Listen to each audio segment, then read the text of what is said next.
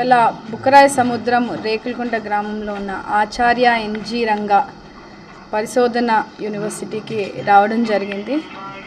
ఇక్కడ హార్టికల్చర్ ని సపోర్ట్ చేస్తూ ఇక్కడ రీసెర్చ్ సెంటర్స్ అండ్ ల్యాబొరేటరీస్ అన్నీ కూడా అంటే సన్నకారు రైతులకి ఉద్యాన పంటల్ని అందించేందుకు వాళ్ళు పరిశోధనలు చేసి మన చుట్టుపక్కల ప్రాంతాల రైతులందరినీ కూడా మోటివేట్ చేసి వాళ్ళు రైతుల్ని పంటలు పండించే విధంగా సపోర్ట్ చేస్తూ ఉన్నారు. చాలా సంతోషంగా గర్వంగా ఫీల్ అవుతున్నాము. ఇలాంటి ఉన్నత యూనివర్సిటీ మన నియోజకవర్గంలో రాష్ట్రంలోనే ఎక్కడ లేదు, మన నియోజకవర్గంలో ఉంది. అది మనం ఇవాళ మొత్తం యూనివర్సిటీని అంతా కూడా ప్రతి ఒక్క డిపార్ట్మెంట్లో మనం వెళ్ళి చూడడం జరిగింది.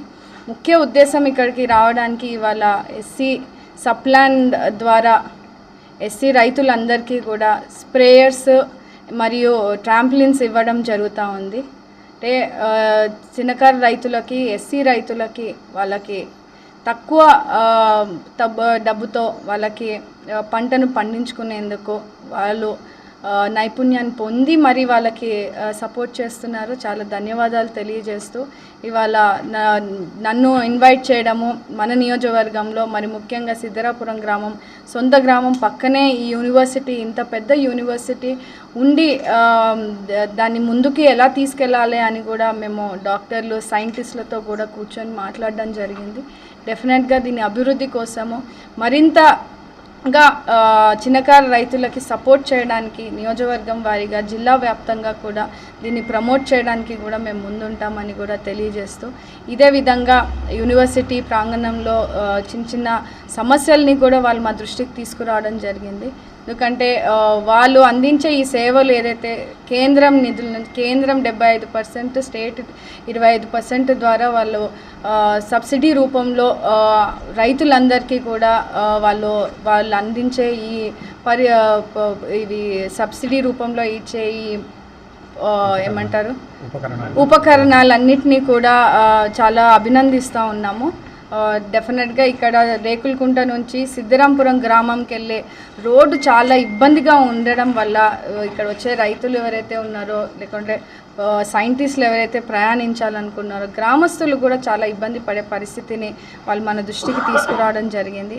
అదేవిధంగా ఎక్కడ కూడా వీధి లైట్లు లేని పరిస్థితి గత 5 సంవత్సరాల నుంచి కూడా ఎన్నో అర్జీలు పెడతా ఉన్నా ఎవరు పట్టించుకోలేని పరిస్థితిని కూడా డాక్టర్ వాళ్ళు కూడా చెప్పడం జరుగుతూ ఉంది. సో డెఫినెట్గా మనము తెలుగుదేశం పార్టీ తరఫున ఇప్పుడు గవర్నమెంట్ నుంచి ఎక్కడైతే రోడ్లు లేని పరిస్థితి ఉందో ఖచ్చితంగా మన యూనివర్సిటీకి, ఎందుకంటే ఇంతటి యూనివర్సిటీ మనకు ఉన్నత యూనివర్సిటీకి మనము రోడ్డు సదుపాయం కూడా కలిగించలేని పరిస్థితిలో గత ప్రభుత్వం ఉంది. దాన్ని మనము కాదనుకొని యూనివర్సిటీకి సపోర్ట్ చేస్తూ ఆ రోడ్ని కూడా వేయించే బాధ్యత కూడా తీసుకుంటామని కూడా ఈ సందర్భంగా మనము తెలియజేయడం జరిగింది. అదేవిధంగా ఇక్కడ నీటి సరఫరా కూడా చాలా తక్కువగా ఉంది, ఇబ్బందిగా ఉంది అనేది కూడా చెప్తా ఉన్నారు. అది ఎక్కడి నుంచి అమ్మవారిపేట నుంచి పైప్ లైన్ ద్వారా నీళ్ళని కూడా వాటర్ని సప్లై చేసే విధంగా కూడా వాళ్ళు ఒక ప్రపోజల్ తీసుకొచ్చారు. దాన్ని కూడా మనము ఒకసారి చూసి ఎటువంటి పరిస్థితుల్లో ఆ పైప్ లైన్స్ ఉన్నాయి, ఏంటి మరమ్మతులు ఏమన్నా చేసే పరిస్థితి ఉందా, ఖచ్చితంగా అక్కడ నీటి సరఫరాని వీళ్ళకి అందించే విధంగా కూడా ప్రణాళికలు తీసుకొని ముందుకెళ్ళి చేయాలనే ఉద్దేశంతో కూడా ముందుకెళ్తాము. అదేవిధంగా ఇక్కడ ఇంటర్నల్ రోడ్స్ ఏవైతే ఉన్నాయో అక్కడ కూడా ఎక్కడ కంప చెట్లు ఉండి, ఎందుకంటే ఇక్కడ చాలా నిర్మానుష ప్రాంతంలో ఉన్న పరిస్థితి, ఈ చెట్ల వల్ల కంప చెట్ల వల్ల కుక్కలో పందులో తిరుగుతూ ఉన్న పరిస్థితులు రాత్రుల పూట ప్రయాణించడానికి, ఎందుకంటే ఇక్కడ నిరంతరం పరిశోధనలు జరుగుతూ ఉంటాయి. ఇక్కడ ప్రయాణించడానికి వాళ్ళ ఫ్యాకల్టీ మెంబర్స్కైనా రైతులకైనా ఇక్కడ పనిచేసే వాళ్ళకైనా ఇక్కడ నుంచి ప్రాంతంలోకి రావాలన్న ఇంటర్నల్ రోడ్స్ కూడా ఎక్కడ కూడా సదుపాయం సరిగా లేవని కూడా మన దృష్టికి తీసుకురావడం జరిగింది.